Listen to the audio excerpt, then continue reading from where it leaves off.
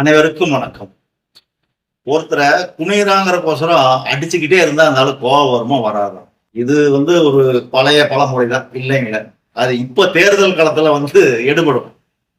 எடப்பாடியாரு சும்மா அப்பனும் அவனும் சேர்ந்து பேசிக்கிட்டே இருந்தாங்க. யாரு? ஸ்டாலின், உதயநிதி ஸ்டாலின் 2 பேரும் கால் விழுந்து வந்தாரு, தவிழ்ந்து போய் வந்தாரு அப்படின்னு சொல்லி கேவலப்படுத்திக்கிட்டு இருந்தாங்க.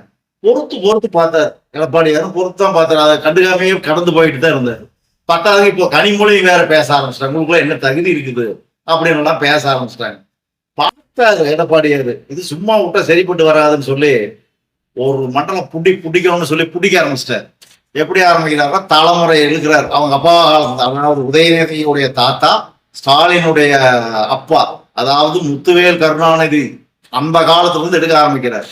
முத்துவேல் கருணாநிதி சென்னைக்கு எப்போ எப்படி வந்தாரு? திருட்டு ரயில் ஏறி வந்ததா சொல்லுவாங்க. அது தவறு. ரயில் சரியா தான் வந்தது, டிக்கெட் எடுக்கல. திருட்டுத்தனமா இவரு தான் வந்தார். அதுதான் சரியான வார்த்தை. திருட்டு ரயில்ல ஏறல, ரயில் எப்பவுமே அதுல போயிட்டு வந்துட்டு தான் இருந்தது. இவரு தான் டிக்கெட் எடுக்காம திருட்டுத்தனமா அதுல வந்தார்.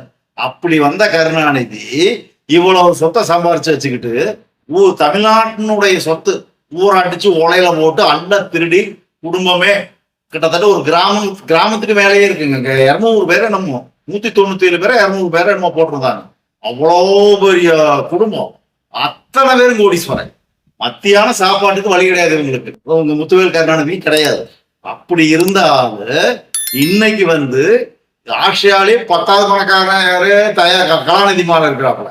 ஸ்பெக்ட்ரம் மூலம்ல 400 கோடி கொடுத்தேன் அப்படின்னு சொல்லி ஆராசா வாக்கு மூலமே கொடுத்துருக்காப்புல. அதுலதான் கலைஞர் தொலைக்காட்சி உருவாக்குறாங்கன்னு சொல்லியிருக்கிறாங்க. ஊர் அடிச்சு உலையில போட்டு திருடி வந்த குடும்பத்துக்கு கௌரவத்தை பத்தி பேசலாமா? இதை நான் சொல்லல. எடப்பாடியாரு ஒவ்வொரு பிரச்சார கூட்டத்திலையும் போட்டு வெளுன்னு வெளுக்கிறாரு. இத பார்த்துட்டு ஸ்டாலின் என்ன பண்றாருன்னா, தன்னை இவ்வளவு அசிங்கப்படுத்துறாங்க, மக்கள் எல்லாம் தெளிவா தெரிஞ்சுக்கிட்டாங்க. ஏன்னா எப்பவுமே திமுக மேல மக்கள் கடுமையான வெறுப்புல இருப்பாங்க. கருணாநிதி இந்த காலத்து கருணாநிதினாவே ஆகாது. அவர் ஒரு தடவை சொல்லியிருப்பாப்புல, எம்ஜிஆர் அமெரிக்கா ஹாஸ்பிட்டல்ல படுத்திருக்கும் போது இவர் ஓட்டு கேட்கும் போது என்னன்னா, இப்போதைக்கு எனக்கு ஓட்டு போட்டுருங்க, எம்ஜிஆர் நான் பதவி அப்படியே திருப்பி கொடுத்துட்றேன் அப்படின்னு விழுவாத கால் கெஞ்சுறாப்புல. ஒருத்தர் திமுக தலைமை பதவிக்கு வர்றதுக்கு எம்ஜிஆர் இல்லைன்னா வந்திருக்க முடியாது. எல்லாம் அந்த மொத்தமா இருக்கிற திமுக அத்தனை பேருக்கு காலையும் விழுந்து காலை வாரி விட்டு அப்படி ஒரு புள்ளநெறி வேலை பண்ணி தந்திரமா முதுகுல புத்தி இப்படி வந்தால்தான் கருணாநிதி. இந்த வழியில நீங்க எடப்பாடியார பேசுறீங்க. யோசிச்சு பார்க்கணும். காலம் வந்துட்டாரு. நீங்க என்னமோ பரம்பரையா பணக்காரா இருந்து அரசியல் அப்படியே படிப்படியா முன்னுக்கு வந்த மாதிரி சொல்றீங்க. எடப்பாடியாராவது எடப்பாடியில கிளைக்காக செயலரா வாழ்க்கையை தொடங்கி தமிழ்நாட்டினுடைய முதலமைச்சரா வந்தார். யோசிச்சு பார்க்கணும். இன்னைக்கு அப்படியே திசை போடுறீங்க அவர் பேசுறத. என்னன்னு சொல்றீங்க? கொரோனா காலத்துல ஸ்டாலின் செத்து இருக்கணும், ஸ்டாலின் போயிருக்கணும் அப்படின்னு எடப்பாடியார் பேசுறார். இது நியாயமா? சொல்லுங்க, இது நியாயமா? அவர் ஒண்ணும் கொரோனா காலத்துல நீங்க போயிருக்கோன்னு சொல்லியே. கொரோனா காலத்துல நீங்க எங்க போயிட்டீங்கன்னு கேட்டாரு. அப்ப காணாம போயிட்டீங்க, இப்போ அதுக்கப்புறம் வெளியில வந்தீங்க. அப்படித்தான் அவர் சொன்னாரு. அதை அப்படியே கொப்பா மாதிரியே அந்த நரித்தந்திரம், வார்த்தை சாலம் அப்படியே மாத்தி பேசுறது. எப்படி பேசுறீங்க? என்ன கொரோனா காலத்துல நீங்க செத்து போயிட்டா பரவாயில்ல அப்படின்னு எடப்பாடியார் சொன்னாங்க. எதுக்கு உங்களுக்கு இந்த பொய்? மக்களுக்கு எல்லாம் தெரியாதே இருக்குது. எல்லா விஷயமும் மக்களுக்கு தெரியும். உங்களுக்கு எப்படி சொத்து வந்தது, நீங்க எப்படி முதலமைச்சர் ஆனீங்க, உதயநிதி ஸ்டாலின் யாரு, ஏன் உங்க தயாநிதி மாற கட்சியில் உறுப்பினரா? ஆரம்ப காலத்துல எந்த ஒரு மண்ணாங்கட்டியும் கிடையாது. 8 எம்பி பதவி. அதுக்கு என்ன சொன்னாரு அப்பா? ஏன் பதவி கொடுத்தீங்கன்னு சொன்னதுக்கு அவருக்கு ஹிந்தி தெரியும். அப்ப இங்க இருக்கிறவங்க ஹிந்தி படிக்க வேண்டாம்னு சொன்னீங்க. நானும் தமிழன் தான், புரியுதுங்களா? நீங்களும் தெலுங்க, நாங்க தமிழன். நீங்களாம் தெலுங்கு வம்சாவளி, தெலுங்கு இருக்கிறவங்க. இங்க தமிழ்நாட்டுக்கு பஞ்சம் பிழைக்க வந்தவங்க. நீங்க ஒன்னும் பூர்வீக குடி கிடையாது தமிழகத்துக்கு. நீங்க பஞ்சம் பிழைக்க வந்த ஆளு தெலுங்கர்கள். நீங்க சொல்றீங்க இங்க என்ன மொழி படிக்கணும். எங்களுக்கு தெரியும் நாங்க என்ன மொழி படிக்கணும், எது படிக்க கூடாதுன்னு. நீங்க சொல்ற மாதிரி இருந்தா போய் ஆந்திராவில் போய் சொல்லிக்கிங்க, இங்க சொல்ல வேண்டாம். நீங்க எடப்பாடியார் பேசுறதுக்கு உங்களுக்கு என்ன தகுதி இருக்கு? முதல்ல அதை சொல்லுங்க பார்க்கலாம். எந்த தகுதியும் கிடையாது. உங்களை யாருமே ஏத்துக்கல.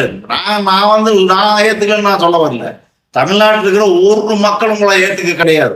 உங்க கும்பல் இருக்கு பாத்தீங்களா, உங்க ஃபேமிலியுமே அதுக்கு அடுத்து வாரிசு குடும்பம். ஒவ்வொரு மாவட்டத்திலும் இருக்கிற மாவட்ட செயலாளர் பாருங்க, அவங்களுக்கு அப்புறம் அவங்க வாரிசு. நீங்க என்ன செய்யறீங்கன்னா அதே தான் மாவட்ட செயலர் துறைமுகனுக்கு அப்புறம் அவர் பையன். பொன்முடிக்கு அப்புறம் ஒரு பையன், டிஆர் பாலுக்கு அப்புறம் ஒரு பையன், ஆற்காடு வீராசாமி அதுக்கப்புறம் ஒரு பையன், எல்லாம் இருக்கு. அந்த உங்க கட்சியிலே ஒரு டீசென்டான ஆளுன்னு பார்த்தா பிடிஆர் பழனிவேல் தியாகராஜன் தான் நினைக்கிறேன். அவரை ஓராட்டி வச்சுட்டீங்க, உண்மையை சொல்லி விட்டாருங்க. நீங்க எல்லாம் வந்து எடப்பாடியார் பேசலாமா? உங்களுக்கு தகுதி இருக்குதா? நேருக்கு நேர் அவர்கிட்ட மோத முடிஞ்சது. அவர் என்ன சொன்னாருன்னு சொல்லி உங்களுக்கு பதில் சொல்லணுமா? அப்பப்போ திருட்டு ரயில் ஏறி வந்தவர் தானே, நீங்க குடும்பாட்சி செய்யறவங்க தானே, இதுக்கெல்லாம் உங்களால பதில் சொல்ல முடியுமா? ஜெயலலிதாவுக்கும் குடும்பம் கிடையாது, எம்ஜிஆருக்கும் குடும்பம் கிடையாது. அதோட வாரிசு எல்லாமே தொண்டர்கள் தான். 1.5 கோடி தொண்டர்கள் அதிமுக இருக்கிறான். நீங்க சும்மா பொய்யே பேசிட்டு இருக்கிறீங்க. உங்க கட்சி கூட்டத்துல நாங்க பார்க்காமையா இருக்கிறோம். உங்களை எல்லாத்துக்கும் தெரியும். இன்னைக்கு ஸ்டெடியா எளிமையான சாதாரண ஒரு அரசியல் தலைவர்னு பார்த்தா 2 பேர் தான். அது ஒண்ணு எடப்பாடியார், இன்னொரு நாம் தமிழருடைய ஒருங்கிணைப்பாளர் சீமான்.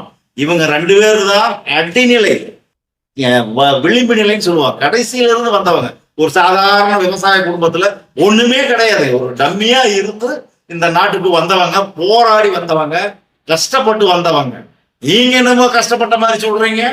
எம்ஜிஆர் தான் உங்க அப்பாவுக்கு அந்த பதவி வாங்கி கொடுத்தாரு. திமுக தலைவர் பதவியே எம்ஜிஆர் போட்ட பிச்சை, அதை தெரிஞ்சுக்கணும். அதை விட்டுட்டு நீங்க என்னமோ எடப்பாடியார் பேசுறீங்க. உங்களுக்கு உங்க மகனுக்கு என்ன தகுதி இருக்குது? இதெல்லாம் நீங்க பேச வேண்டாம். நீங்க எந்த அளவுக்கு எடப்பாடியார் அடிக்கிறீங்களோ அந்த அளவுக்கு நாங்களும் உங்களை அடிப்போம். தொடர்ந்து வெளுன்னு வெளுப்போம். நன்றி, வணக்கம். மீண்டும் அடுத்த ஒரு காணொளி சந்திக்கலாம்.